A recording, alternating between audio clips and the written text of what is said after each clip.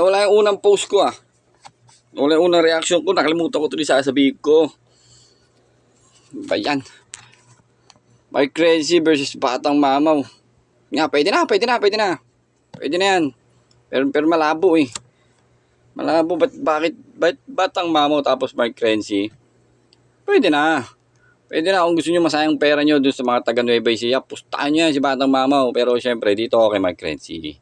Mike Crazy tayo. So, siguro pagtapos nito, Mike Crazy, Batang, diretso nyo na kay Mike Ben. Pwede na yan. Kay Mike Ben agad. Tapos kay Sean. Tapos kay Big Boy.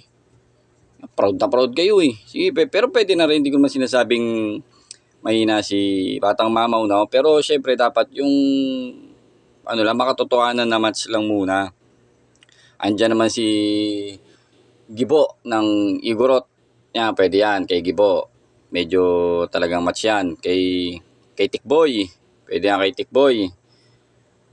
Tapos kay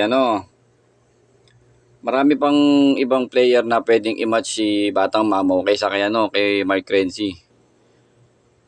Sino kaya nakaisip nito? Pwede na rin palang pagtapatin si Genesis at si Devon Larat. Pwede na rin. Pwede na doon. Pwede na yun. Para pares montanga. Diya si Bonlac, naalala nyo yan. Bonlac, tsaka si Genesis, pwede na rin. Kahit sino sa dalawa, pwede kayo magpusta doon. Hindi masasayang pera nyo. Oras nyo masasayang. Oras nyo masasayang pag pinanood nyo. Pwede na. Pero syempre, tipin nyo kung Mike Renzi versus Batang Mamaw. Wala.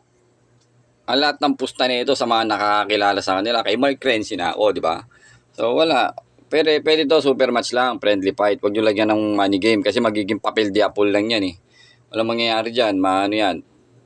Pwede naman, makakayang dalhin na yan kung sakaling pwede naman, Lola Remedios lang yan. Hindi nga, kung medyo may injury si Batang Mamaw, pwede na yan, bilan nyo ng Pinoy Pandikit. Pwede na yan. Ganyan, mga match up. Medyo, malakas din naman to si Batang Mamaw, napapanood ko to eh. Diba, medyo, napinya nga sa tournament, diba? Napinya nga siya si Cobra eh, diba? Slim Cobra, tinalo niya. Nakakasabay din siya kay Jedison. Di ba? Kaya, pwede na siguro yan. Pwede na yan.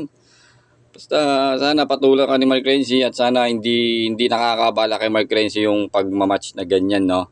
Para maganda ang resulta na lang. Pwede na rin kay Calvin yan. Singit nyo na kay Calvin, kay Captain. Pwede na yan. Pagbigyan nyo na. Nandiyan na yan eh. Pwede na yan. Tapos kay Darwin. Kay akin ka na lang. Dito, yung mga mga kilalang mga ibang kilalang pullers pa. Yan, i-match nyo na sa lahat yan. Pwede yan. Gusto nyo yan eh. Sino ba nakaisip niyan? Sino ba amo niyan?